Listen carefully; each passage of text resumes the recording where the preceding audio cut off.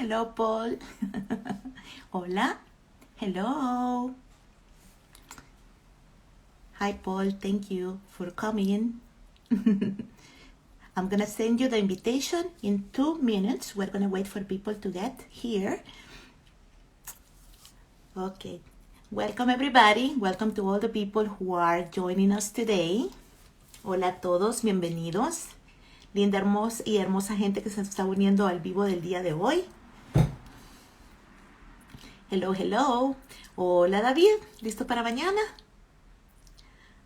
Bueno, vamos a comenzar el vivo de hoy. El día de hoy les cuento, hola a todos los que entran, hola, hola. Les cuento que el día de hoy vamos a tener de invitado al señor Paul Jackson. Me han estado diciendo mucho qué materiales vamos a utilizar. El material que vamos a utilizar son hojas A4. A4, miren. A4 paper. Eso es lo que vamos a utilizar, ¿ok? So, Rebecca, you were asking me A4 paper. That's what we are going to use, yes?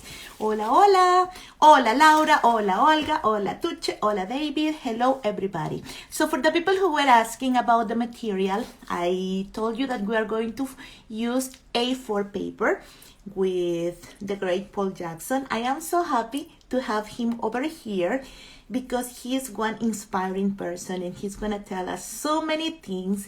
And you will see.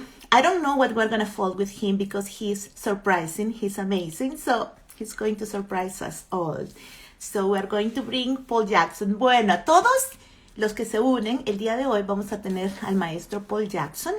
Me estuvieron preguntando qué vamos a plegar, qué vamos a plegar. No lo sé. Lo que él va a hacer es que nos va a dar una de las clases que él imparte a sus alumnos de diseño en todo el mundo. Así que vamos a traer al señor Paul Jackson. Paul, I'm going to send you the invitation right now, ¿ok? Saludos hasta Colombia, hasta Latinoamérica. Saludos a todas las personas lindas que se unen con nosotros. Veamos. I'm going to... Ok, Paul, I send you the invitation. Oh, you did it! Hello. Hello, how are you? I'm good. How are you? I'm fine, thank you. You see that it was easy. Handsome all the time. And the best thing, handsome and smart. Handsome and smart. Well, can you be both? Of course. And I'm going to give you a plus, creative. You see? Okay, everybody, for the people who didn't know, Master Paul Jackson, he is the great Paul Jackson from Israel, and we have the honor to be talking to him today. Para los que no lo conocían, él es el maestro Paul Jackson. Él es de Inglaterra, pero radica en Israel. Así que por acá tenemos el placer de estar con él. Paul, before beginning, thank you so much for accepting the invitation. For me, it's an honor. It's like a dream to be talking to you. Well, I hope it's a dream and not a nightmare. Let's wait till the end before we decide. I mean, for me, this is a new experience. I've never done Instagram Live before, so I hope everything works. I know we had a rehearsal 2 nights ago, but you know, having a split screen like this and a phone, do it on a phone? It's kind of weird, right? I don't know why Instagram still doesn't give us the chance to do it using the computer. So just the phone. Yeah. So maybe in the future we have that feature. Maybe. Yeah. Okay. Yes. Para los que no saben, Paul nos está diciendo que él se siente extraño porque es la primera vez que da un live por Instagram y se siente raro ver la pantalla dividida. Paul, as I was telling you, you are an inspiring person for all the origami lovers, and not for only the origami lovers, but all the people who work with paper around the world. Your work is amazing. You have done so many incredible things. And one of the things that I would love to ask you is, how did you begin in the origami world? How did I begin? Well, there are many beginnings. There's no kind of, that's it, I'm here, you know, like you cross a line in a race, you know, this is it. There was no point. There were about 8 or 10 of them, I think, little baby steps. And suddenly you look around and, oh, I'm making a living. Okay. So, well, it goes back to when I was a very small boy, and it's a story I've told before, but for people who don't know it, perhaps they can recognize something. You may need to translate. It's an odd story. Go ahead. We are so interested in your stories. Because when I was very young, I think I was about 6 or 7, my mum used to clean houses to earn a bit of extra money for the family. And in the summer vacation, then I couldn't stay at home. I had to go with her to the house that she was cleaning. And in the middle of the morning, I was allowed into the house for a cup of tea or some milk and a chocolate biscuit. Wow, luxury. Yummy. So I would go to the bathroom, but not to use it. I would go in because there was a circular window. I'd never seen a window that was a circle, and the glass was different colors. So I would sort of close the lid of the lavatory, sit on it, and just look at this amazing light display in the bathroom. It was incredible. It really was. It was like, a kaleidoscope, really beautiful. And for some reason, the toilet tissue was not like this. It was not like that. Oh, really? It was individual pieces in a box. Like napkins. Yeah. Oh, not like tissue paper, right? Yeah. So I would sit and just look at this light and pick up the paper and just do something with it. And one day I made a boat, made a yacht. Wow, you can make, look at that. You can make models. Because I didn't know what origami was. I didn't know you could make models. It was astonishing to me that, that I could make a boat. Yeah. So I showed it to everybody, and Paul, aren't you clever? So it became a very, very important memory that's kind of printed in my brain. This combination of the chocolate biscuits and big house and this amazing light display and making this little model. That was an incredible experience, and I can obviously still remember it. And I think that was the trigger that started an interest in paper, because I have this subconscious association that's between folding paper and a really beautiful experience. That was a beautiful experience. There were so many elements together. They were combined. It was like magic. Yeah. It was a magical experience. So later, there were many other kind of step-by-step experiences. Like I joined an adult library by mistake when I was 13, and there were origami books in it. 2 origami books by Sam Randlett and Kasahara. And I joined the BOS, the British Origami Society, and I had a model published. And then this happened and that happened, and I became the editor of the magazine, and I wrote little booklets for the BOS. And by some unbelievable coincidence, I met a publisher at the BBC television studios when I was there with Yoshizawa doing something. Was all these give me a moment right now to translate all this information, because people would love it.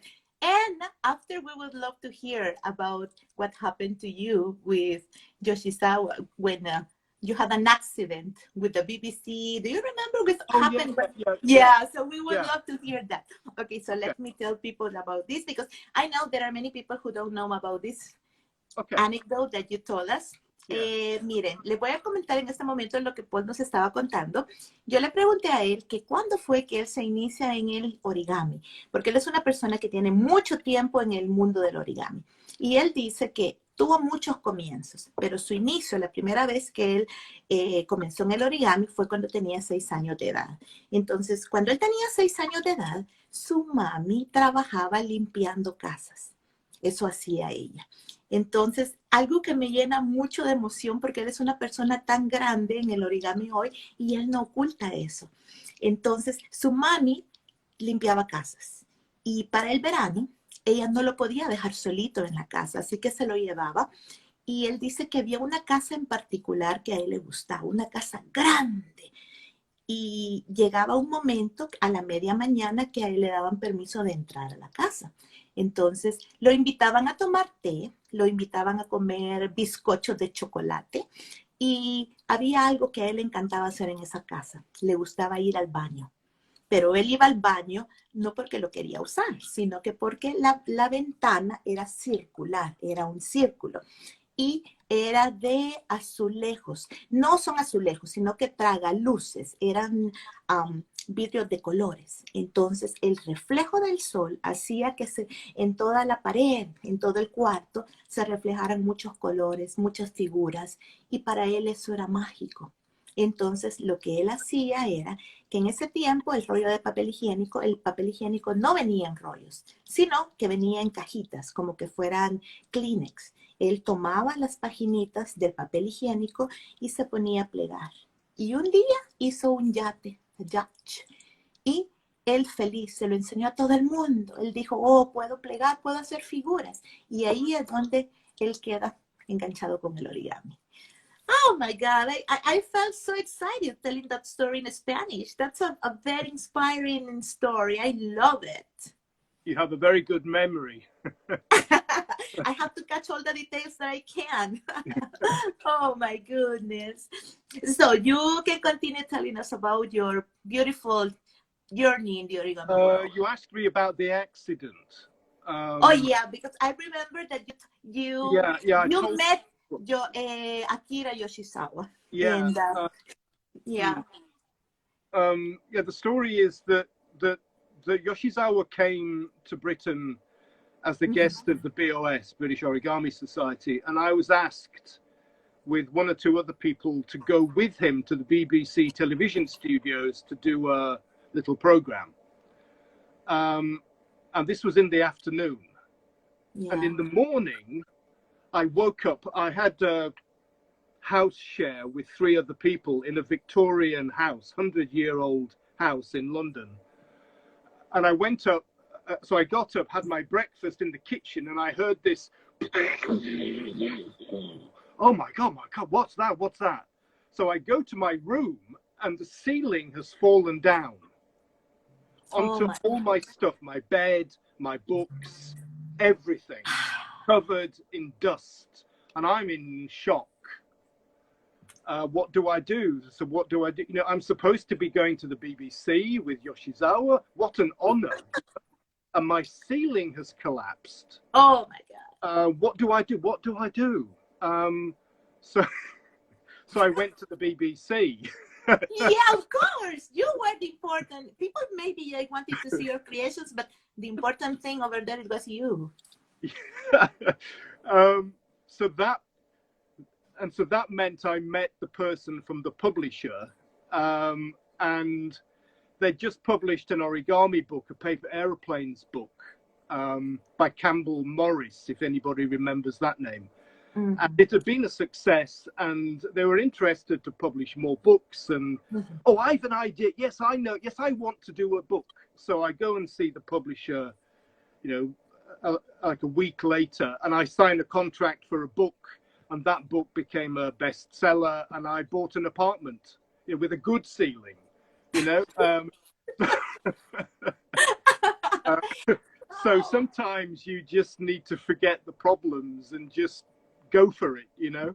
Exactly. That's what I like, your attitude. Because many people would have been so disappointed, and maybe they would have called and say, okay, I got this incident, so I am not able to go, but you did it. So that was great. Yeah, I was lucky. I mean, it's just one of those very strange days, you know, tragedy and ecstasy at the same. Yeah, it wasn't your destiny. Yeah, I guess so. Yeah, but you make your own luck, I think. You know, it's something I've learnt, that you don't sit on your bum in your bedroom waiting for the world to discover you. You have to go forward yourself. And I guess that's one of the times I did that. Exactly. Those, you know, what you said is just pure wisdom, because sometimes we just complain, but we don't do anything. Yeah, Yeah, it's easy to complain. I mean, you can always complain, even when you're doing okay. You can complain. You know, there are things that are not right. But I think, well, I've been doing this. It's been my living now for nearly 40 years.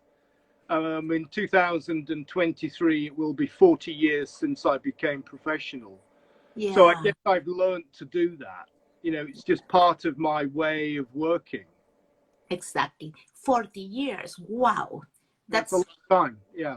that's a lot of experience, a lot to say. Wow, that's beautiful. Yeah. But the amazing thing is, I'm only 35 years old.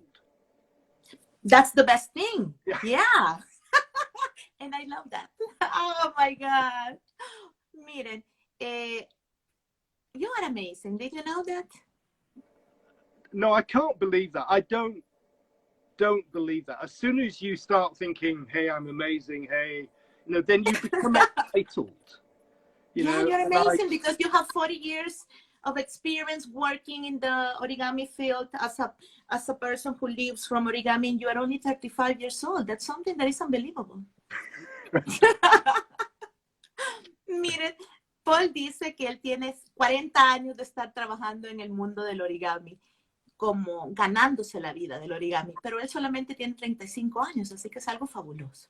Le voy a contar algo que me acaba de decir él que me encantó. Paul, hace tiempos, el maestro Akira Yoshizawa visitó lo que es Inglaterra. Entonces llamaron a Paul para que hiciera un programa, lo llamaron de la BBC, para que hiciera un programa con el maestro Yoshizawa y él aceptó. Entonces él dice que él estaba estaba comiendo y de repente él escucha un estruendoso ruido, un ruido enorme. Y él dice, ¿qué es esto? Y cuando él llega a ver, el piso del apartamento de arriba había colapsó. Y toda la mesa donde él tenía lo que él iba a mostrar en la exhibición con el maestro Yoshizawa, todo su trabajo estaba lleno de lodo, de agua, todo se estropeó. Y él dijo, ¿y hoy qué hago? Entonces, ¿qué es lo que hizo él? Dice que él tuvo dos opciones. Una, no ir y la otra ir. Por supuesto que él no le importó y él fue a la BBC y tuvo su entrevista con el maestro Yoshizawa. Y ese día fue muy especial para él porque había una casa que publicaba libros, habían publicado un libro de origami y estaban interesados en publicar otro libro. Y Paul les dijo, yo tengo ideas sobre cómo hacer un libro. Y fue la primera vez que lo firmaron para hacer un libro. Entonces, lo que él me dice es esto. El mensaje que le manda a ustedes es esto. Que si ustedes quieren algo, tienen que salir y luchar por eso. No se queden en sus casas sentados esperando a ser descubiertos. Entonces, tenemos que poner de nuestra parte. Wow, that's great. And that was your first origami book.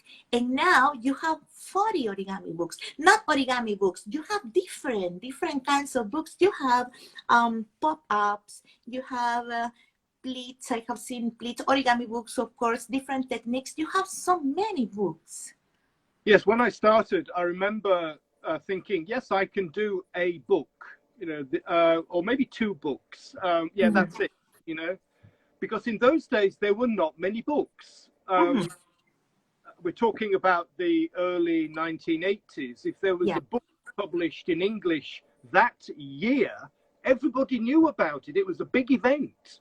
But now there's a book in English, you know, every 3 days, every week. So, you know, it's not an event like it used to be. Nobody had the habit to make many books. So it wasn't something you ever thought about. Yeah. But yeah, you know, one thing led to another, and then you get a name, and people come to me, you know, with an idea. Paul, what about a book like this? And oh, that's interesting. Oh yeah, never thought. Oh yeah, yeah. You know, so you realize that actually you can do quite a lot.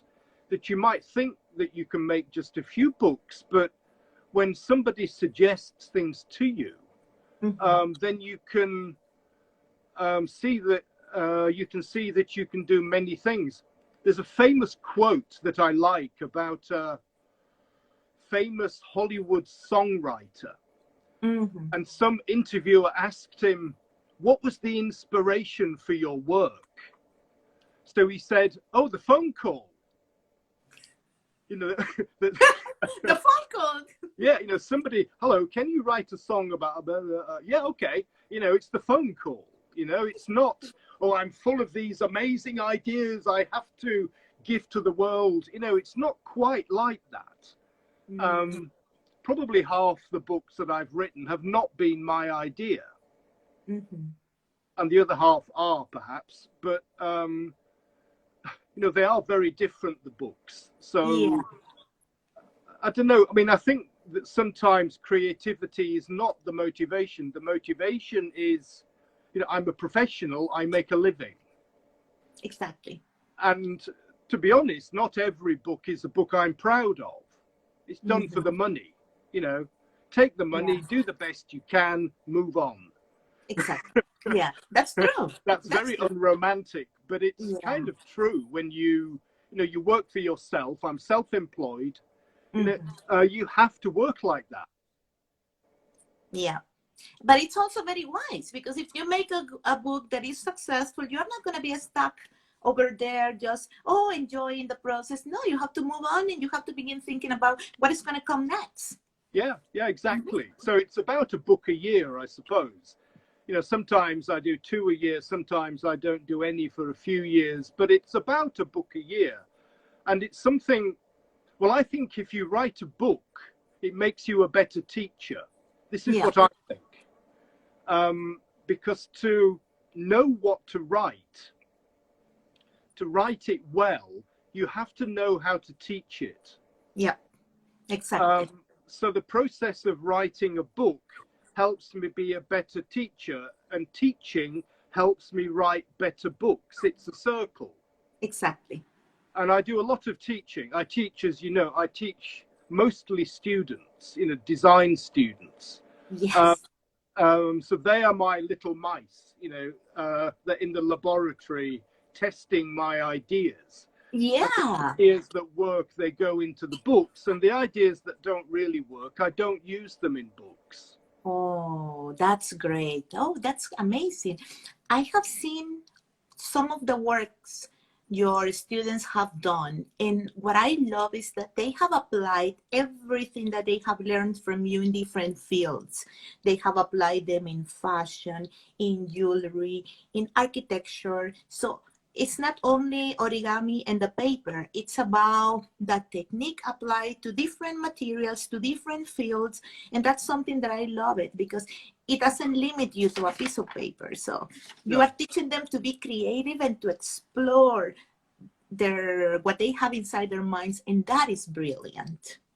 Well, what I learned quite early is that design students don't need to learn origami. They don't need to learn. I think origami is making a model.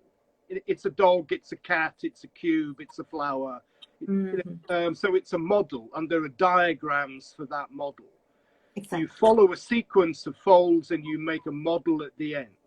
And that could be a very beautiful experience and really interesting. I'm not, you know, putting it down, but it's not the same as working with a design student. A design student needs to learn something they can apply in fashion, in jewelry, in product design, architecture, whatever. They don't need to learn how to make an elephant. They don't need to learn the product. They need to learn the technique, the process. Exactly. So I don't teach models, I teach processes, which they can then apply in fabric, in metal or wood or whatever they want for their work. So that's what I teach. I teach a very open-ended way of working with paper and with folding, because they're two different things. Not paper folding, but paper and folding. Paper and folding. I work in a very open-ended way with the students, and I get a lot of wonderful work from them. There's some on my site if people haven't been to my site. So if you want to look at some work, there is some there. So that's, yes. So the way that I teach is not like an origami class. That's true. Your workshops and your classes are very particular, very unique. Let me tell them this in Spanish. Sure. Fíjense que Paul ha estado hablando sobre el proceso de lo que fue para él la publicación de sus libros. Dice él que él comenzó a publicar libros, lo hacía quizás 2 veces por año, y al principio él comenzó a publicar libros sobre modelos de origami, lo que nosotros estamos acostumbrados tradicionalmente, que es como hacer figuras de origami, lo que es el plegado de papel. Pero cuando él comienza a enseñar, a dar clases de diseño, porque él da clases de diseño, entonces él comienza a tener ideas y estos estudiantes dice que son como sus ratas de laboratorio, porque no lo vayan a ver en el sentido malo, sino que en el sentido de que él ve qué es lo que funciona y qué es lo que no funciona para un libro. Entonces, dice él que la diferencia primera que él tiene al enseñar una clase de origami, como la que vamos a ver el día de ahora, es que él no te enseña cómo hacer un elefante, cómo hacer algo, no, porque eso es algo que se puede aprender en cualquier lado. Lo que él te enseña es una técnica que tú puedes aplicar en el plegado de tela, en el plegado de metales, de madera, y todos los estudiantes que él tiene de diseño, ellos aprenden la técnica y ellos llevan esta técnica a lo que es diferentes campos, como la joyería, accesorios, la arquitectura, o sea que es algo que va más allá del plegado de papel. Él dice que para él plegarse, limitarse a plegar un papel es limitarse, porque hay que explorar la técnica de lo que es plegado. Puede ser plegado, pero no solamente de papel. Entonces, para todas las personas que están interesadas en aprender a plegar con otros elementos, háganlo. Háganlo porque vale la pena. Paul, you studied art, right? Yes. Yeah. And I know that you also design, you have some animals and some figures, also some designs, and you created them. And were you folding these designs when you were studying arts in the university? Yes, I was. Yes, it was my hobby. Origami was my hobby when I was at art school. I was a member of the BOS, and I used to go to meetings, and I was creating, simple things, but it wasn't art. I didn't think it was art. It was a hobby. My studio work, my artwork was different. Yeah. There's a story that my professor heard about my hobby. This was when I was in my last year doing a second degree, postgraduate. And he heard about my hobby of origami and was interested, and bring in what you make. So I brought into the art school my little elephants and little giraffes, and and put them on the table very proudly, what I'd created. And he knocked them onto the floor, very angry. This is not art. Get them out of here. This is not art. Why are you doing this? And that was a very interesting response. Yeah. On an intellectual level, and not the emotion, but the intellectual, processing of this was interesting to me. Because an art school is the most liberal place in the world. You can kind of do anything, But folding paper seemed to be naughty, really, really bad, Yeah. And there were some crazy things going on in the art school. So folding paper was so awful. It made him so angry. I have to do it. I have to do it. So if there was a moment on this journey, these, baby steps of this and then this and then this, that was the meeting that really decided I was going to try to be a professional origami artist, because it was naughty, because there were doors to push open, something to motivate me, and I thank him every day for being, well, not an idiot. I mean, in a way, he was right. He was. In a way, these little elephants and giraffes, they were not art. They're really not. He was right. But that understanding that it gave me really made me want to do something interesting with origami, not just, animals and flowers, but to try to find other contexts for creating. Yeah. And at the time, it was all about making models. How many fingers can you make on a hand? And, how many, sticky out bits can you make on a model? Wow, you've got 20 sticky out bits. That's better than 10, Yeah. Paul, your elephant's only got 3 legs. It's not a good elephant, is it? Mine's got 4 legs. Like these were the kind of, Yeah. things of the time, which to me were not interesting. Exactly. Because You it was know, technique, what I love? As I told you, I love your attitude, because if that happened to me, I would have felt very frustrated and maybe very disappointed, and I would have quit origami. But I like the way that you took everything, because he pushed you and you did it. So you proved this person to be wrong when he's talking about origami like art. Yeah. Yeah. Well, basically, I mean, so I'm going to use bad language here, but basically it was fuck you. This is, sorry everybody, but that's how I felt. Exactly. It's as strong as that.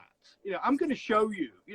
This is not a silly, Japanese hobby for children. This is something, and I kind of understood that intuitively. So I thought, yes, there is something here. I don't know what it is yet, but there is something here. Let me find it. So that was the motivation I needed to go on this journey. Exactly. Wow, that was good. I would like to see the face of that teacher right now. Is your teacher still alive? No, he's not. No, No. he died many years ago. He was very famous. See. He was a somebody, friend of the Queen, friend of a lot of famous artists, and in fact, a very interesting man. I mean, he was not a fool. He was a very interesting man, but his reaction was so negative. Yeah. It was amazing. I've never seen him get angry like that. Oh my God. Oh my God. Miren, le voy a contar esto que Paul nos acaba de contar. Es algo que, ay, Dios mío. Dice Paul que él comenzó a estudiar arte, y cuando él estaba estudiando arte, él comenzó a ser parte de lo que es British Origami Association. Entonces él comienza a diseñar cosas pequeñas, diseños de él, que son elefantitos, animales. Él comienza con sus diseños propios. Entonces, cuando ya estaba a un año de graduarse, viene él y su maestro de arte, una persona muy importante y muy influyente, como él dice, una persona que era tenía amigos en la realeza en Inglaterra, una persona muy culta, le dijo: he escuchado, Paul, que tú haces origami y que eso es plegado de papel. ¿Qué es eso? Entonces viene, dice Paul, que él muy contento, muy orgulloso, él toma sus diseños y se los pone en el escritorio a su maestro. Y el maestro lo que hizo fue esto. Los tiró, los lanzó y le dijo: llévate eso de mi vista. Eso no es arte. El origami, eso que tú haces, no es arte. Entonces dice Paul que en ese momento él no hallaba cómo digerir lo que el maestro le había dicho. No hallaba cómo digerirlo de forma emocional y de forma mental también. Entonces dice que él en ese momento tomó sus diseños y él se puso a reflexionar y dijo: yo le voy a demostrar a este maestro que el origami no es solamente un plegado de papelito y un avioncito, sino que es un arte japonés que va más allá. Entonces comienza él, por eso es que él cambia su técnica de enseñanza. Los talleres que él daba antes de plegar diseños específicos, él los cambia por el plegado de técnicas, que es lo que los alumnos están utilizando y empujándolos y llevándolos más allá. Paul, I have seen your origami structures. You have some beautiful designs, or not designs, because as you said, they are techniques that you have applied in different ways. For example, you have some circular origami with pleats. Oh my God, they are so lovely. Or you have some that I don't know what they are, but they look like fruit. And they have a lot of pleats. Those are so wonderful. How did you come with those ideas? Because it's so difficult to think about folding something like that. It's so complex. Yeah. Well, Well, I guess it's because I teach in schools of design, because I'm always looking for things at the edge, because that's usually where interesting things are. When you're in the middle, in the very safe middle, that's not a good place to be if you want to create. So I look for things at the edge, things to push back. So the pieces that look like fruit or like seeds or whatever came about 25 years ago, when I just discovered by playing that I could make these curved ribs. And if I put them together in certain ways, they began to look like fruit. But then I found something interesting that that most people think the problem with origami is the paper. What's the best paper to make something? So I was trying all kinds of different papers to make these fruit seeds. Nothing looked right. They all looked like school craft projects, really trivial. Yeah. So I started to use some dry pastel, coloring them with pastel, white paper with pastel. Yeah. Wow.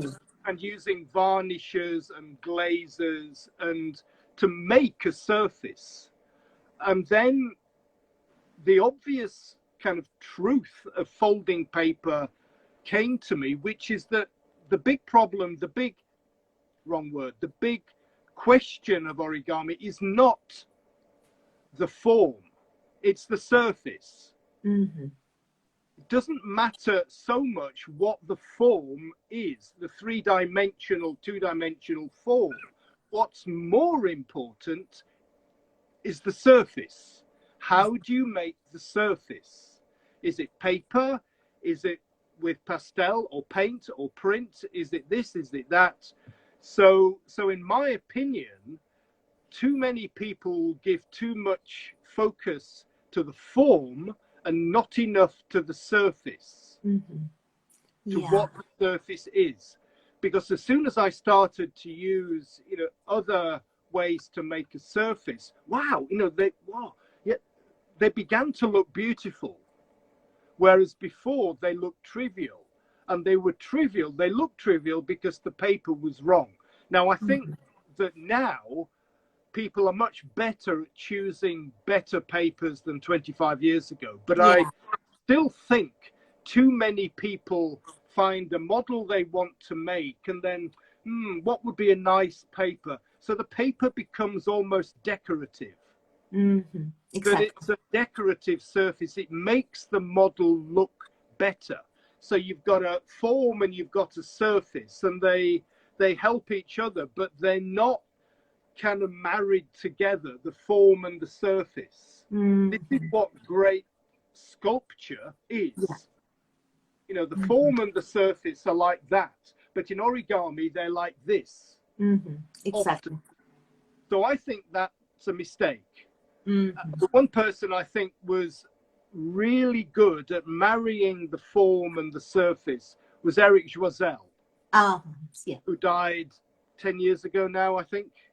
Maybe 11 years ago. So Eric did all kinds of experiments with all kinds of chemicals and sprays and colors and all kinds of materials. And if you look deeply at his work, sometimes it doesn't look like paper. You wonder what the material is. Yes. That's when it's working, in my opinion. I mean, I know, this is all, I have to say, in my opinion, because I'm not saying the truth. I'm saying, my opinion. But, I believe this, and I see it time and time again when I teach. That the folding is more about the quality of the surface, not about the quality of the fold, the form. Okay. Wow, that's very interesting. That's very new to me. And what you say, it's very true, because sometimes when you see these people who are doing masterpieces, I doubt sometimes is that paper, but as you say, they are using different elements in order to make that paper special. And it really, edit yourself, for example. When I see the rat, I said, is that paper? How did that paper resist so many folds? So it's incredible to see this. Yeah. Wow, that's great. Miren, en este momento les estamos platicando con Paul, me estaba diciendo que yo le pregunté a él que él tiene muchos diseños hermosos, lo que son unos diseños, él utiliza mucho lo que son los plegados, tipo plegados Miura, y él yo le pregunto cómo es que llegó a esos diseños. Y él me dice que uno de los errores que se comete en el mundo del origami es pensar en qué tipo de papel usar, cuál es el mejor papel. Entonces me dice que cuando ustedes relacionan lo que es el origami con el arte, si ustedes utilizan cualquier tipo de papel, entonces a veces un modelo se ve bonito, pero él me dice que se ve ordinario. Entonces lo que él quiere es que se vea único. Entonces él comenzó a jugar con papel, pero a agregarle químicos, a agregarle pinturas, a agregarle vinil, muchos elementos. Y así comenzó incluso a plegar con pasto. Entonces él comienza a utilizar hasta tener diferentes opciones. Por eso que el origami que ustedes ven a veces en los museos es un origami muy especial, porque no solamente es papel, es algo que ha sido curado, que tiene un proceso que va más allá. Y él dice que una de las mejores personas que siguieron este proceso es Eric Josel. Ustedes ven las obras de él, la rata, todo eso. Él utilizaba químicos para curar el papel. Entonces, eso es llevar el origami un poquito más adelante. Entonces, yo los invito a ustedes, miren en el Orinuno, en este momento se me viene a la cabeza Thais, que ella utiliza tela y le pone pegamento blanco. Entonces, eso es lo que tenemos que hacer nosotros, jugar un poquito con nuestra creatividad. Perfecto. You have so many books. I have seen your books and you have pop-up books. You have, let me see which ones. Oh, here. You have different kind of origami. You have, for example, organic origami, one crease, pixel folds, mirror folds, pleats, circulars, modulars, pop-up. Is there any of these techniques that you feel more attracted to, or do you like all of them? Well, I like all of them, of course, and I guess the one that I'm the most attracted to is the one I'm doing today. Mm-hmm. No. Or the next one. Yeah, you have to feel like that. I mean, I have this, you know, especially during this bloody pandemic when you've got time to try things. So I've been going this way and that way and trying this and trying, you know, very freely, without always trying to, you know, to do anything important. Yes. Just experimenting a lot. And it's surprising really what you find when you look around these edges, you know, not just in the middle. It's amazing what comes to mind and what becomes possible.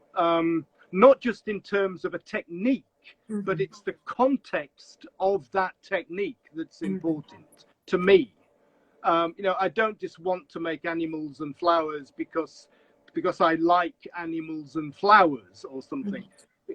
You know, I make what I make because there's something curious and interesting about the concept of it.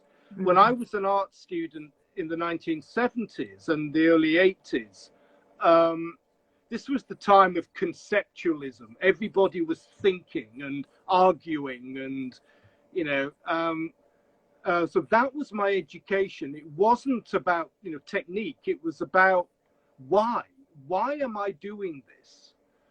And all the time when I'm creating my own work, I ask this question: why is this? You know, what is it? The how is not important to me. I mean, I know this is important to most origami people. Wow, that's beautiful. How do you make it? How? But I'm more interested in why. Why have you created that? Why do I want to make it? Why should I make it? Why? And I think that's a much more interesting and a much more difficult question. How is easy. You know, you sit with somebody and you learn, and that's beautiful. I love that. It's not a criticism of how, but for me, what's much richer and more interesting and more difficult is why. Why am I doing this? What's the point of this?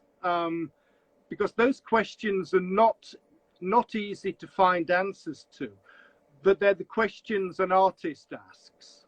Mhm. Exactly. Wow.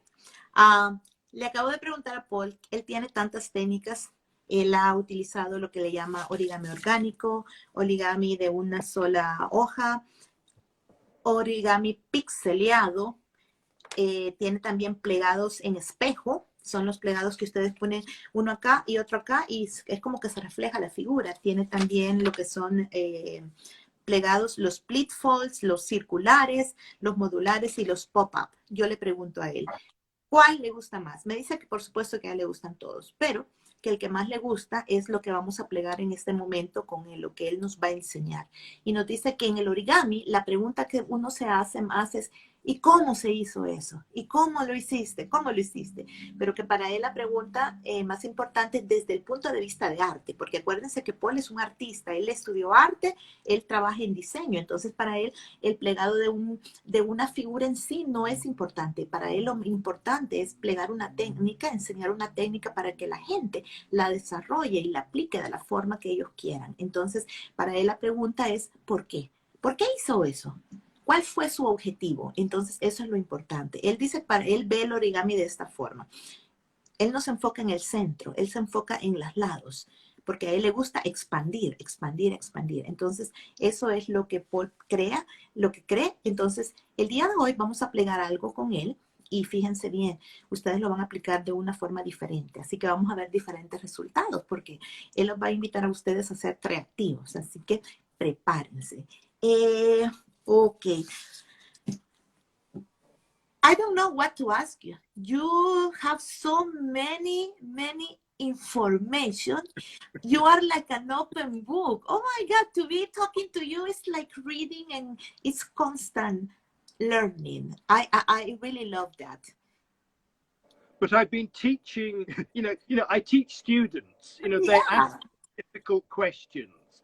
I have to think about these, interesting, conundrums, sort of round the edge of origami. I'm not just making modulars or stars or animals or flowers.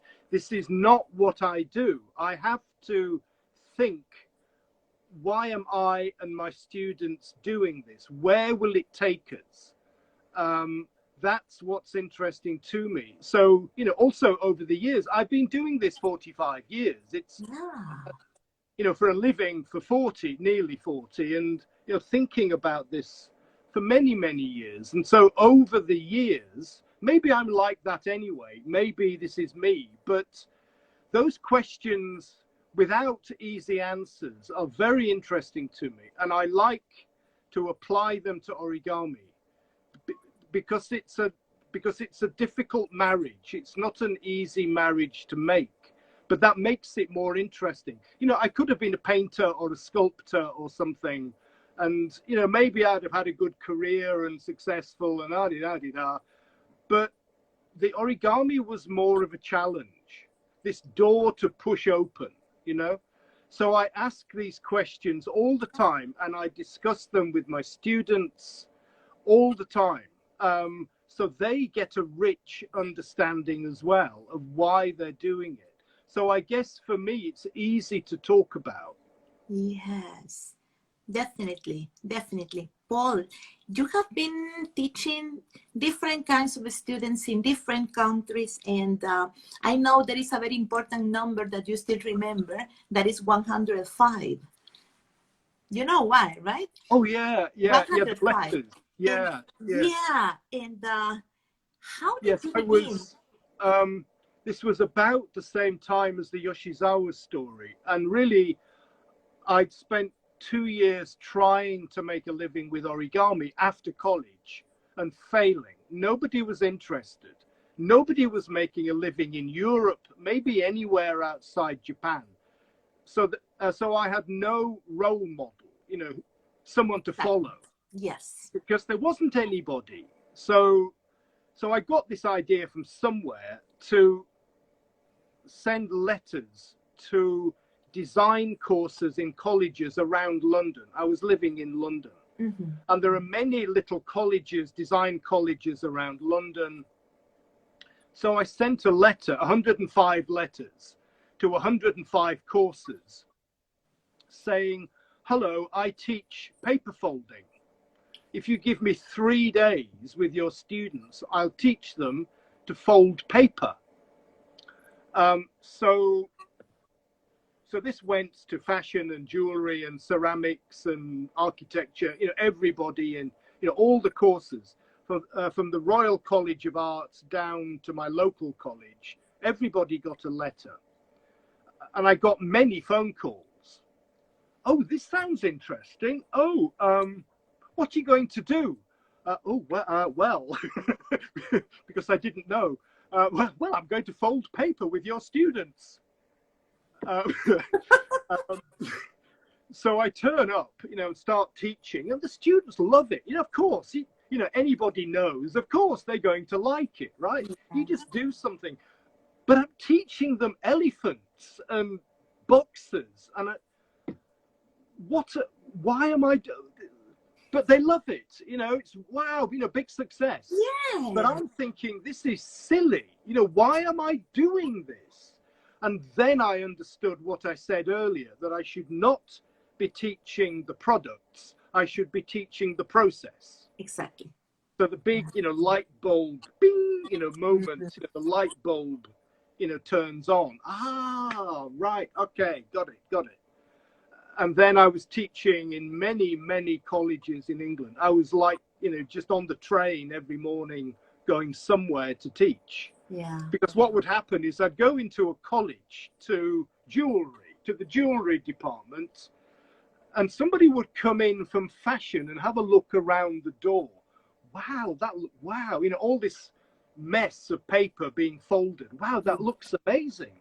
Wow, can we have this? Oh, sure. So I was like a disease, going around, all the courses. It was so That's easy. an amazing disease.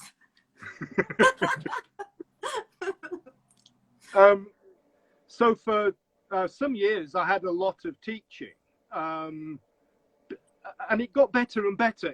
I understood better what to do. But my first year of teaching, honestly, truthfully, I was a terrible teacher.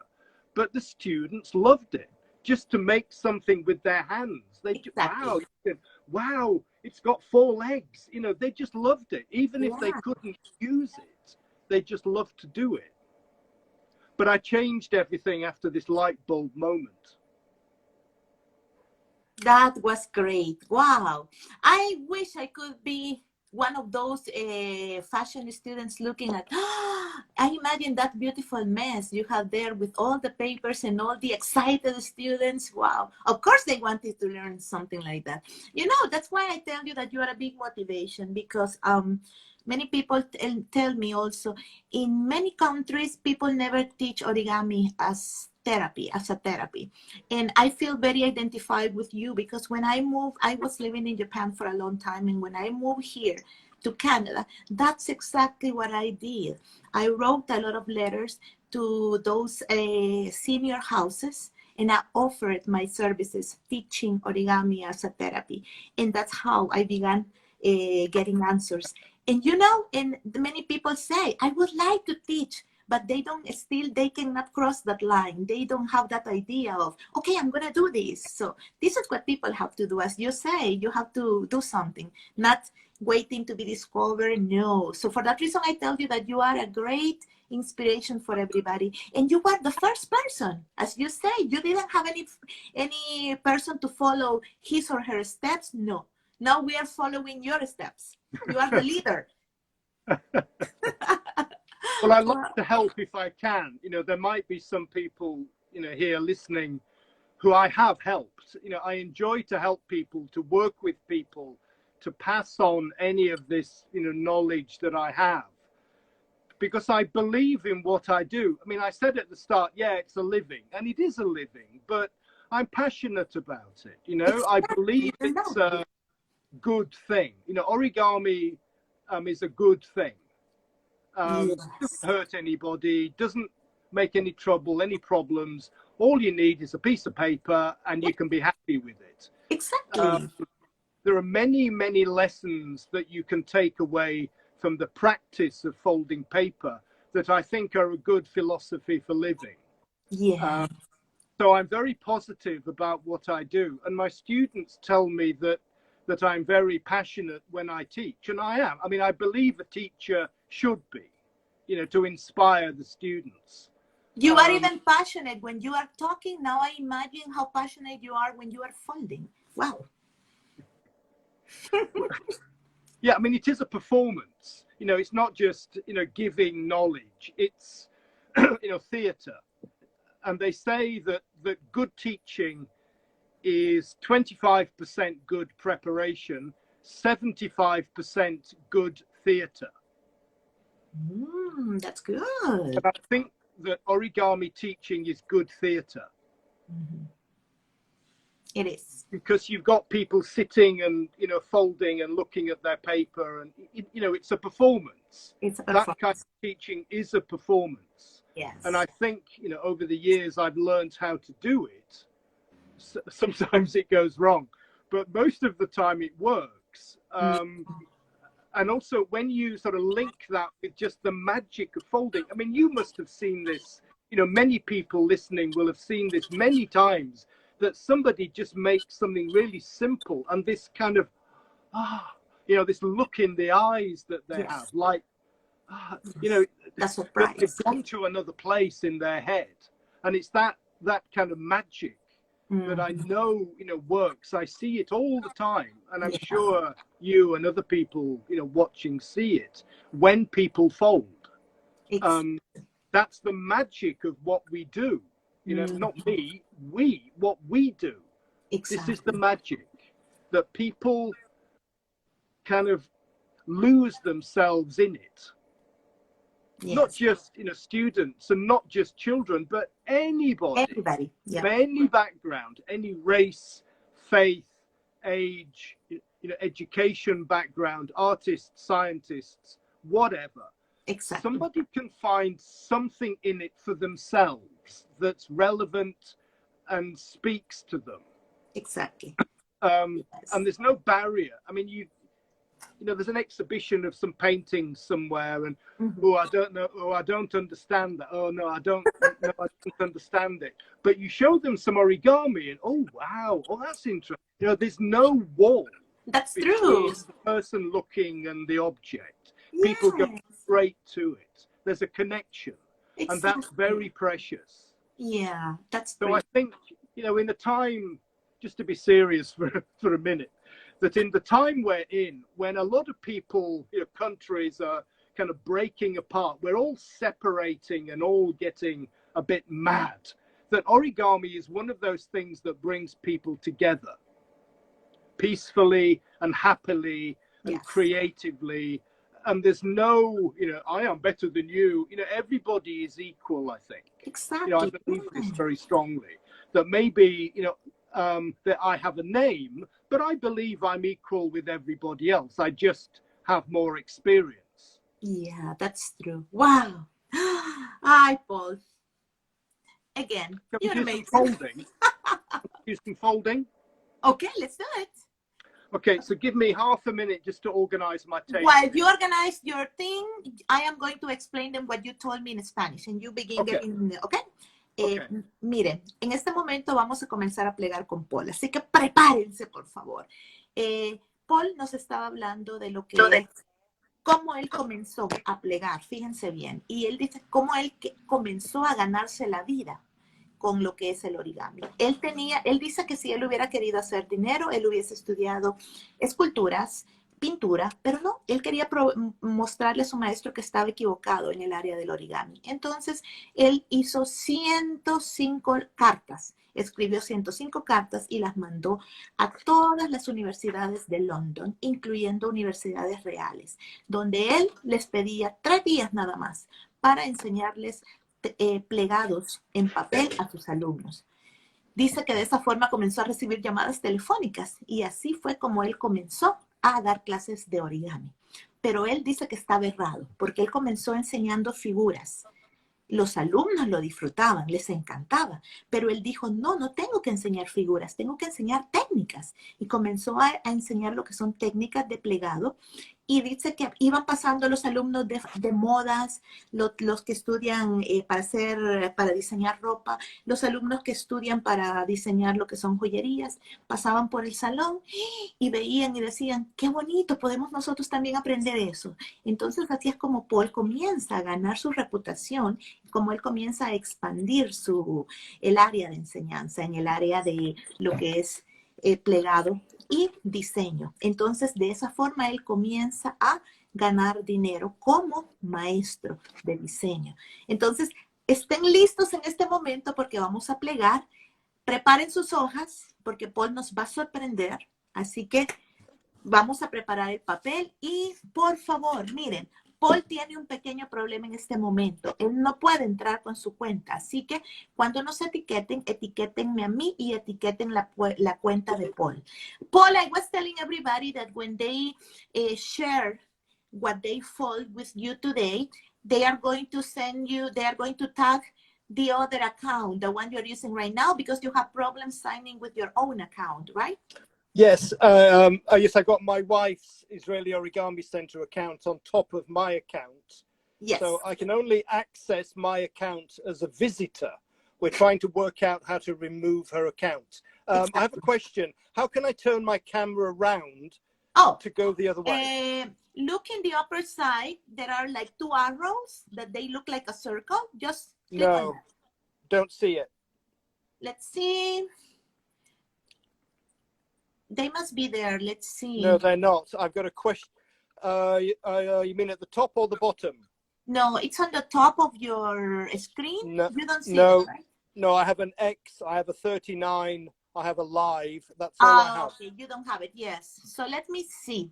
If you want, you press the X. You're going to be out, and I send you the invitation again. So maybe you can see it in the second time. Yeah. Okay, we can try that. Okay, I'll press the X. Okay.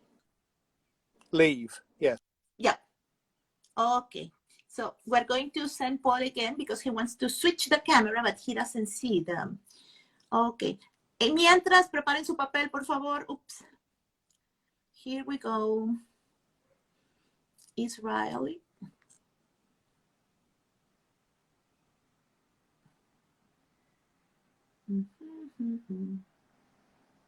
Oh. I am going to tell Paul to enter to join the live again because I think he's not in the live. So let's see. Get ready with your paper.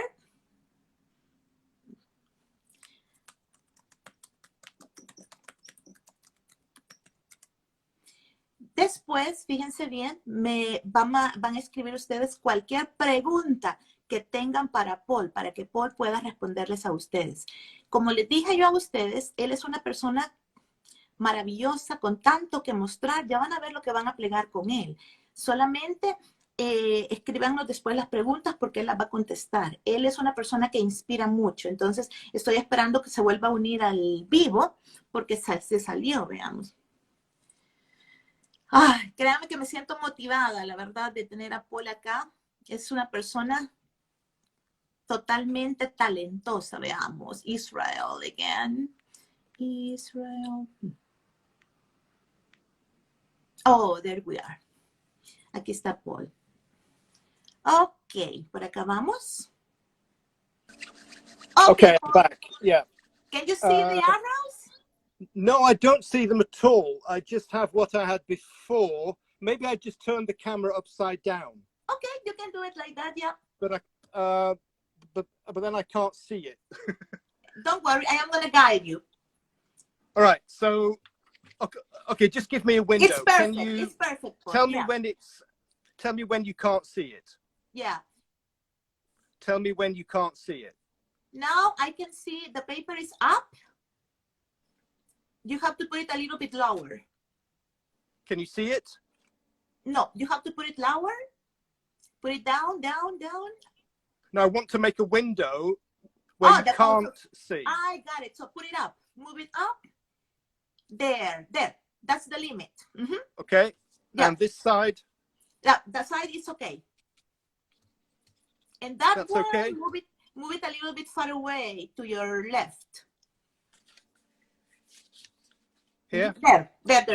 Okay, you Okay, have exactly. okay. Yeah. All right, that's okay. Good, thank you. Okay, so Okay. everybody needs a 4. Todos Sorry preparados about the con sus. problem. So Todos everybody preparados con needs, sus A4, yeah? yeah, Okay. and to cut it in half. So we have A5s. Córtenlas por A5, mitad. A5. Ujú.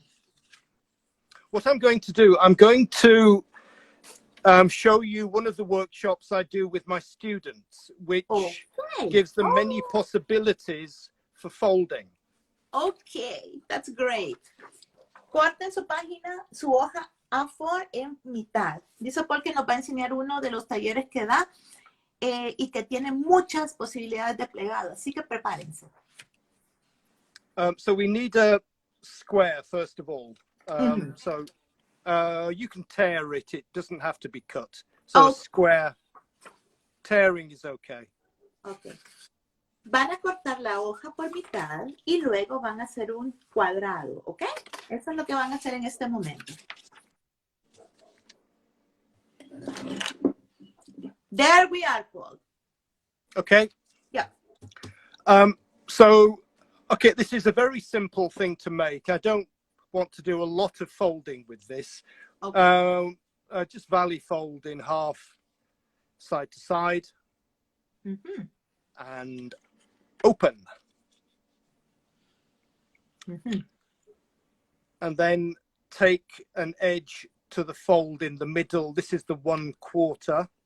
Okay. So on this side, turn it round, and 1/4 on this side. So we have quarters, a half and the quarters. Okay. Tenemos dividida el cuadro en cuartos, ¿ok? And then there will be somebody who doesn't do this. Y va a haber alguien que no lo va a plegar de esa forma.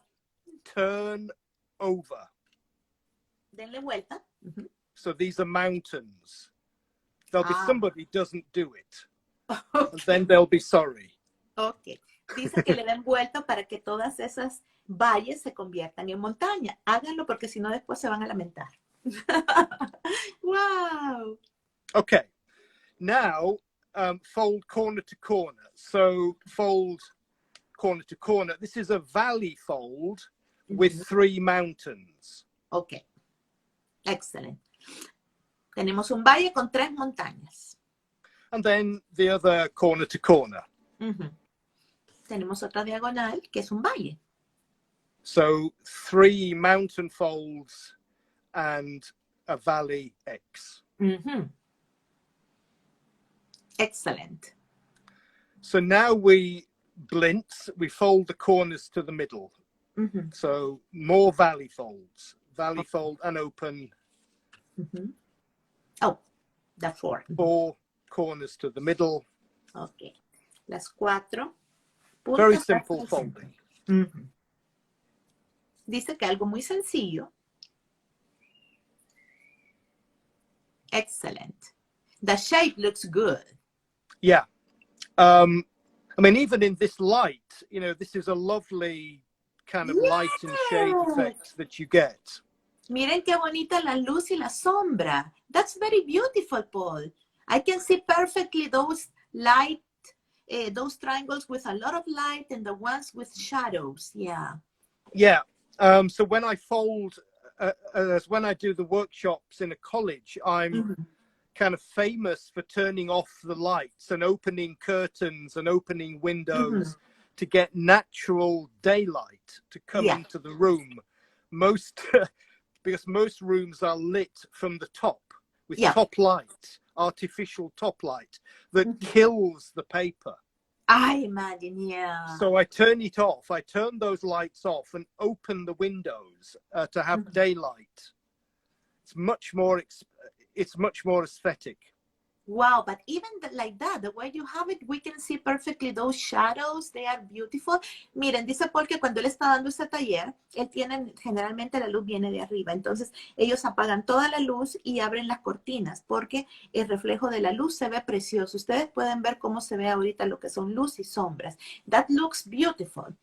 Yes, and there are many applications of this in design. Maybe not in paper, but you know, this kind of effect can be used in many, many different ways in design, whether it's jewelry or wall coverings or fabric folding or whatever, you know, anything. Yes, that's true. Dice Paul que ese plegado tan sencillo tiene muchas áreas de uso en lo que es el campo de la joyería, en lo que es en el plegado con tela, por lo que es el efecto que tiene. Wow, that looks amazing. Okay. So let's turn over. Dele vuelta. So now when we've done this, if you look at your 3 parallel lines and you put your hands at the ends of the lines and sort of push together, then it begins to make this arch shape. Yes. So it begins to be 3-dimensional. And if you help all of the folds, then it kind of goes flat. You can push it completely flat by folding all the mountains and all the valleys, and this is what you get. Yes. Mire, eso dice al principio cuando ustedes comenzaron a arquearlo, comenzó a ser una forma tridimensional. Y cuando ustedes lo aplastan, miren cómo se forma la forma que toma en este momento. Wow. You know, there are so many paper lamps. I remember those ones. Yeah. So the trick is that these, they're called nodes in English, that this node has to come up. If it's in, then nothing will happen. So we have to pop these nodes up and pop up. So if you pop, there are 5 nodes, 1, 2, 3, 4, 5. If you pop them, then the paper will collapse flat. Yes. Okay. So this, to many students and maybe to people kind of watching, this is amazing that you can make something really small from this big sheet. Wow. You know, that's dramatic. Yes. But you can also play with the idea. So this is where it becomes, you know, now I can, you know, stop. So I can stop the workshop if I'm teaching, and I can say, look, that we have this. We have a square that we folded with some quarters. I do a lot of drawing when I teach. Oh, that's great. So I would draw this, you know, rather than give handouts. Oh. So this is the folding pattern, mountains and valleys. Okay. Good. So what would happen if it was, for example, not 4, but 8? So you would divide the paper into 8. You know, you just divide into 8. What would you get? Sorry, but wow. mixing up my colors. You know, so you divide into 8, what would you get? So if you divided the whole thing into 8, if you multiplied it by 2, I'm drawing fast, but you know, what would happen? Or if you were to cut it, so if you cut this off, what would you get? You know, if you continued this as a ribbon, what would you get? Or if you cut that and you just had one of these squares, and then you continued that to the right as a ribbon to the right, what would you get? Or if you cut this, too many colors. So if you cut this in the middle to have only that, or if you had 1/4, what would you get? What would you see? So all of these are interesting questions. When you start to stretch horizontally or vertically, or to multiply horizontally or vertically, or to cut horizontally or vertically, then you have a whole new set of possibilities what you can make. Some of them are interesting, some of them are boring. You know, for example, 2 of these would go round and make a kind of circle. You know, if there was another one that was here, then they would join up and make a kind of vase shape. They would go round and make a vase shape. Difficult to show on the camera. True. So my students can play with this. You know, I give them half an hour. What can you make? Try 8 or 16 or 3 or 5 or 1.5. What can you make? So immediately from this one pattern, this simple idea, which is really just wrong color, which is really just that unit, you know, this is the unit, kind of like a water bomb base. That's the unit. What can you do with that when you start to multiply it? Exactly. So, you know, that's an interesting kind of challenge for students. And you don't need to be an origami expert or creative at origami to think of things to do, because it's just number patterns, 4 this way and 6 that way, you know. And you have to play, only playing in trying to see what you'll find. Yes, and then you translate it into metal, fabric, ceramic, something, you know. Exactly. Wow. Okay. So let's let me tell them what they are going to do with that you just said, okay? Fíjense bien el ejercicio. So Mariella, not now. I'm not asking people to do that now. Okay. This is the next step. This is what I would do next with the students. I've destroyed my drawing. I need to make a new one. So this is the basic. This is the basic drawing. Ese es el patrón básico que acaban de plegar. Fíjense bien. Okay. This is the basic drawing. So let's think about this. Let's stretch it. Let's make this on A5. So this is like a piece of rubber that we can stretch. So, okay, let's go corner to corner, okay? Corner to corner. Yeah. Corner to corner this way. Corner to corner this way. And then this kind of blintz pattern. So the middle to the middle to the middle to something like that. Okay? Yeah. And then we have the 3 blue lines. So the middle and the quarter. So it's the same pattern. In a bigger but scale. It's stretched. So let's make this. Let's fold that. Okay. Okay, so we need, that's A5 again. Agarren la otra mitad, van a hacer lo mismo que acaban de hacer, pero esta vez no van a cortar la hoja, ¿ok? So let's do the half and the quarters. That's the easy way to start. So half is short side to short side, and then open, and then the quarters. This is easy. Okay. I am wondering what you're gonna get. Wow. Okay, so let's look at the drawing again. Can you see that this part here, this is the half? Yes. And this here is the half. Yeah. We have no location, so we need to make one. So what we do is this. We just make not a fold, but a pinch. Just a centimeter fold. And a pinch. Pinch and pinch. Okay. 2 pinches. Wow. Okay, so we have 3 valley folds, 2 pinches. So now we need to make the X, the red folds. So here's the part somebody will forget. Turn over. Denle vuelta, no lo olviden. Vamos a invertir los valles en montañas.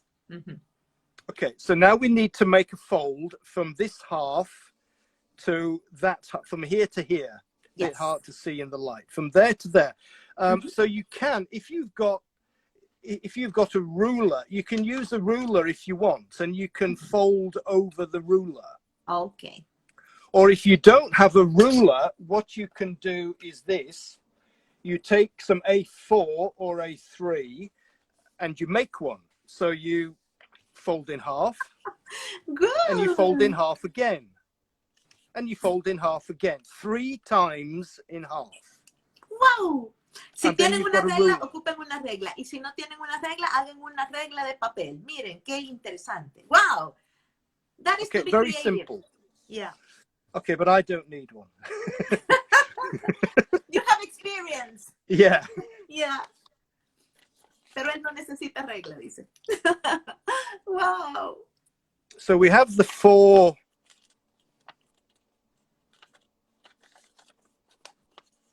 Qué bárbaro. 4 like that. Ajá. And we need the big X, don't we? Okay, yeah. So we need a big X as well. So again, well, if you're working with A5, you can make a ruler with A4, and that will be long enough, or you just do it by eye.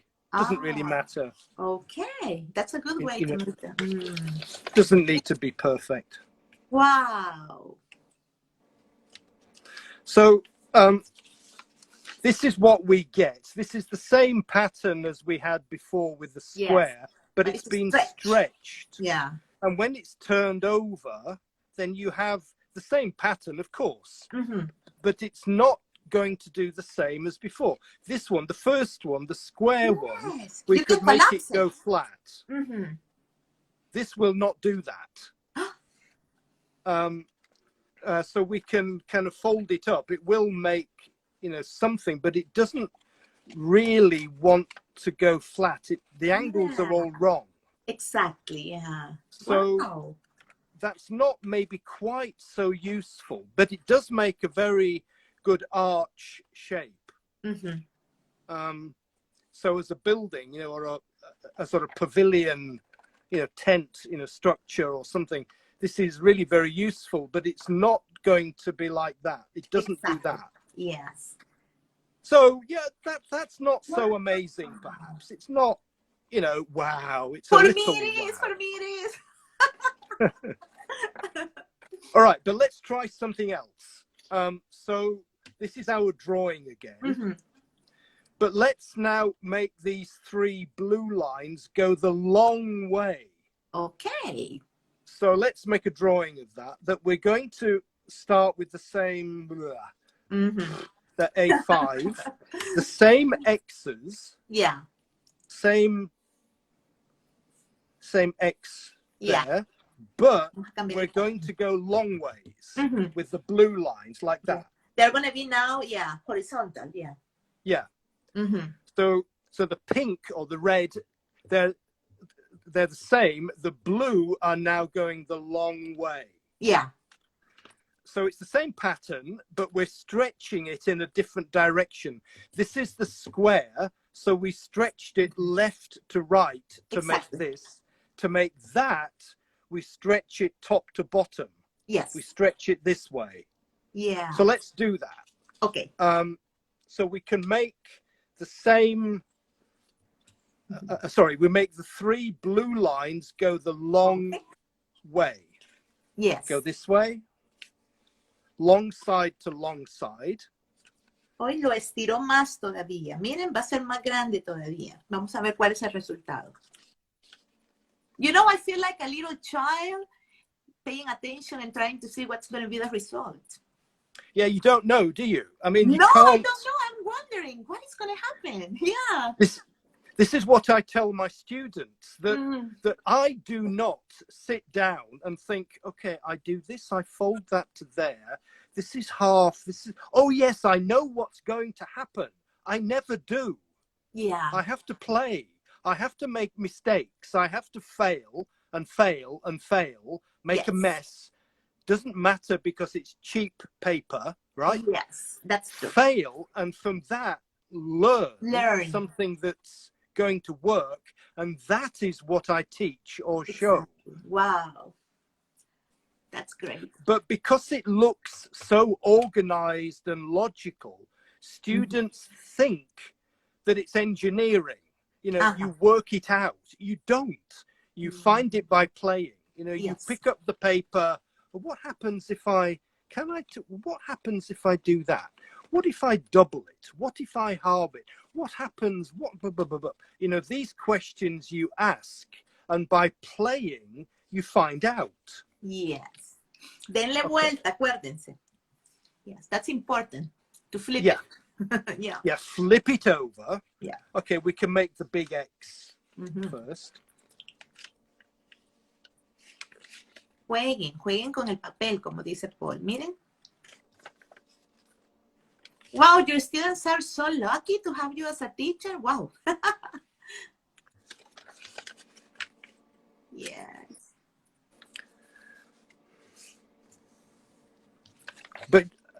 But you can remember what I said about theatre. You know, theatre is 75% of good teaching.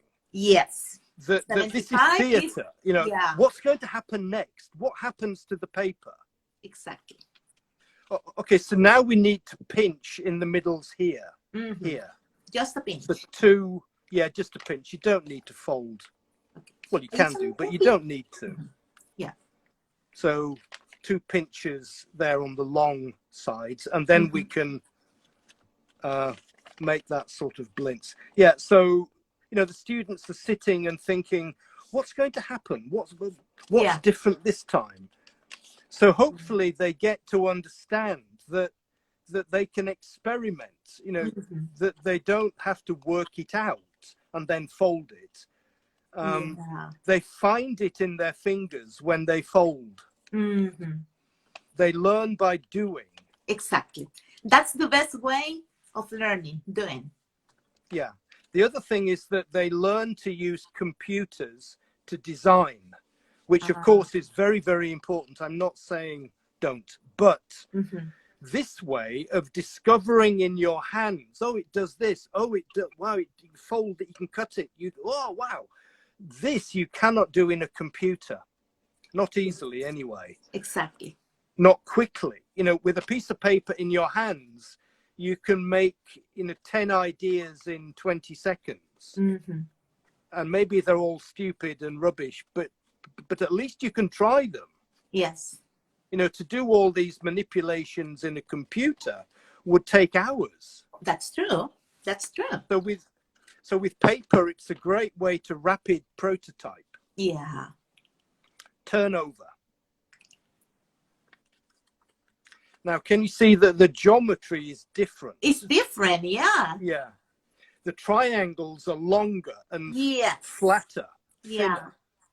So now, if you put your 2 hands at the ends of the 3 parallels, like we did before, you can make quite a nice arch.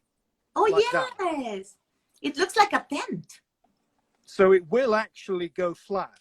This one goes flat. Oh. Yeah.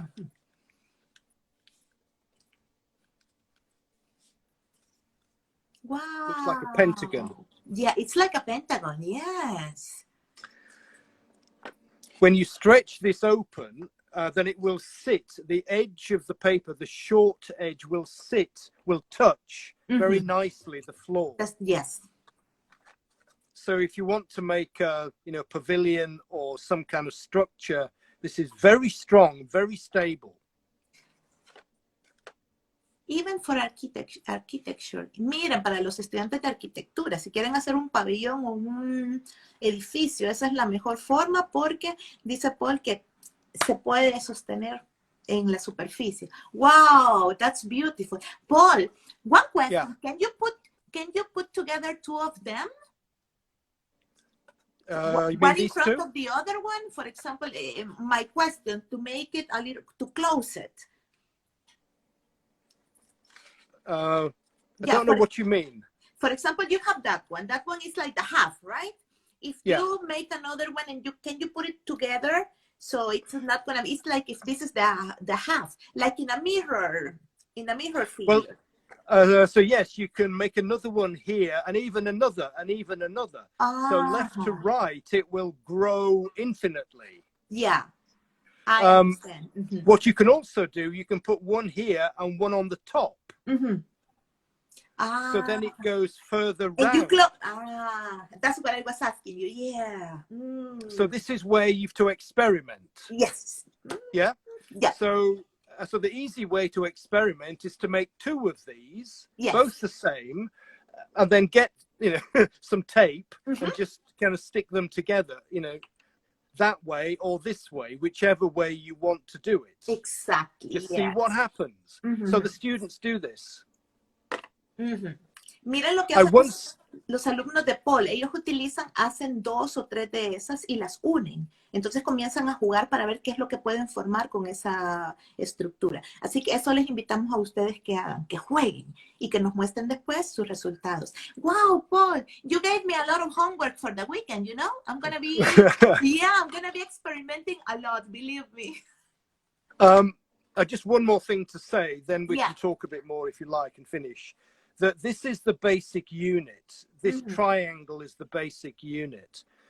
So I taught this to some students some years ago now in Europe. And we had some carton, the thick, corrugated, carton. Yeah. So we cut lots of these and they made 2 or 3 of these side by side. Everybody, and they put them together with some duct tape, all these triangles, to make a really big one that was about 2 meters long. Yeah. And then we put them on the grass in the middle of the college and all the students slept in them. Really? Yeah.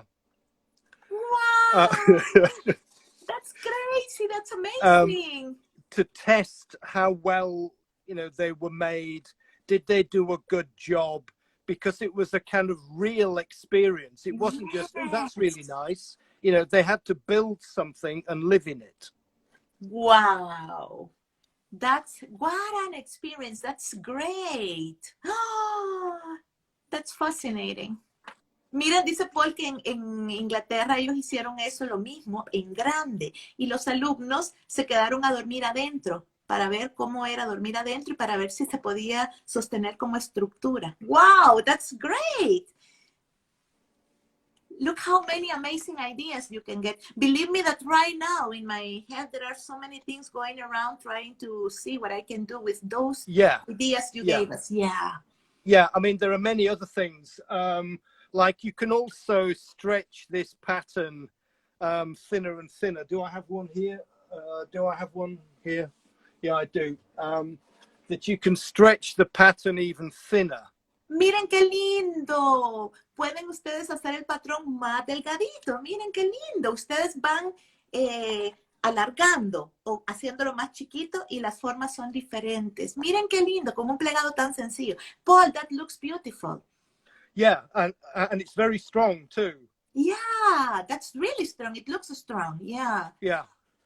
So of course you can multiply this going, around. Also, you can make another one, and maybe that will make some kind of, cylinder shape. Yes. I love that one for a bracelet. That would be great for a bracelet. Yeah. Well, yes, yeah. I mean, you can make these small. What you can also do is you can just cut them in half even. So will this work? That you can even do it with this. You just need one small X. Let's try it with with this one. Ahora lo que Paul va a hacer es que lo va a cortar para que ustedes vean cómo cambia la estructura. Even just something as simple as that will go round in a circle. Yeah, I have seen some moons that they are created almost the same way, I think. Yeah. I mean, this is, to be fair, this is not a new idea. This is an old, idea, but I kind of explore it exactly in the context of design, where the students can try different things and learn for themselves. Exactly. Yes. Wow, that's great. Only the half. Yeah. Yeah. There is a lot of exploration to do with that. Wow, Paul. I love it. I'm going to turn on the comments again. So. Okay. So I'll try and put this back where it was. So, wow. Miren todo lo que pueden hacer. Lo que Paul acaba de explicar, les dio un patrón tan sencillo para que ustedes lo hagan 2 juntos, 4 juntos. Ustedes pueden hacer las famosas lámparas. Entonces, experimenten. Esa es su tarea. Dice Paul que en las clases en Inglaterra, él dibuja los patrones de esa forma y los alumnos se ponen a jugar. ¿Qué pasaría si yo hago esto? Eso es lo que van a hacer ustedes. Wow, that was great. I loved it. Good. It was simple, but it has there is so much to explore and to do with it. It's great. Yeah, it's fun, isn't it? I mean, you feel you're creating and discovering and enjoying. Pardon me. Yeah. Wow, yes, it's fun. Imagine, oh my God, those students, they must be having a lot of fun. I have seen some of your, oh, somebody says a lot of food for thought. Oh, Francesco, hello, Francesco Mancini. So, Paul, thank you so much. That was wonderful. Believe me, like Francesco says, that's going to be a lot of food. I have a lot to do in the weekend because of you. And I know that people are going to continue exploring and exploring. And wow, Paul, thank you so much for this workshop. I wish I could be in one of your workshops, so maybe someday. Someday, who knows? Yeah. Who knows? Paul, I just want to ask you the last thing. What advice would you give to people who they feel like there is no way to go or to take their origami projects farther away? What advice would you give them? Well, the only advice I can give is from my experience, and I think there are many different experiences that people have. It's like, it's like asking a famous actor, how do you become an actor? And well, I just went to a theatre and they gave me a part, and then somebody offered me a film. That's all I can say. I mean, it's a bit like that. But I think that if you believe in what you do, you should continue to believe in that, not to compromise too much. Exactly. To have passion for what you do, to not be afraid to show that pattern, to talk to people professionally and in an interesting way, because origami can sometimes seem to be trivial. So what I do is to talk it up, not talk it down. Yes. To make it perhaps more than it is or will be, but this is what people want to hear. They want to believe that it's something really smart and really intelligent and fascinating, and to think of the marketing side, but to be honest about what you can do and to do what you're good at, not what you don't enjoy. Look what somebody's telling there. Being an architect, I wish we learned this in our college days. We learned some objects, but these faults were very intriguing. That's what somebody's telling, yeah.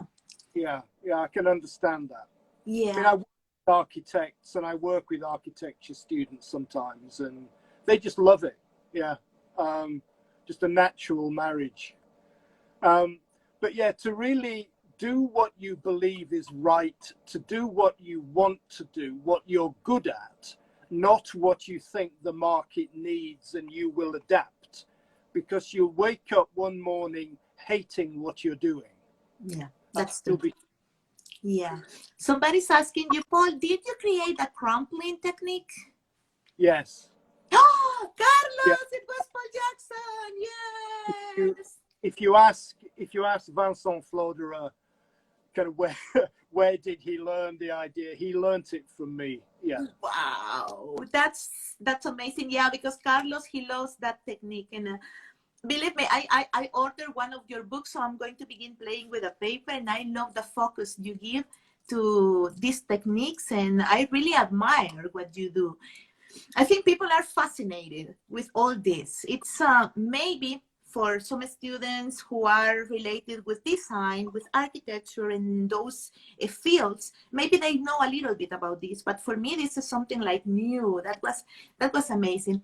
Paul, thank you so much for inspiring us to continue folding, to continue experimenting. That's the best thing we can do. Yeah. Yeah. Yeah, continue to explore, continue in your own way. I've got my way, you probably have yours. We all have our own ways to explore, to be creative.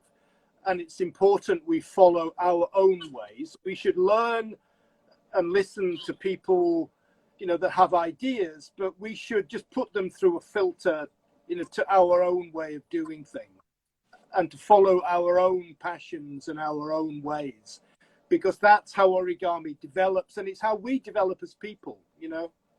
Exactly, exactly.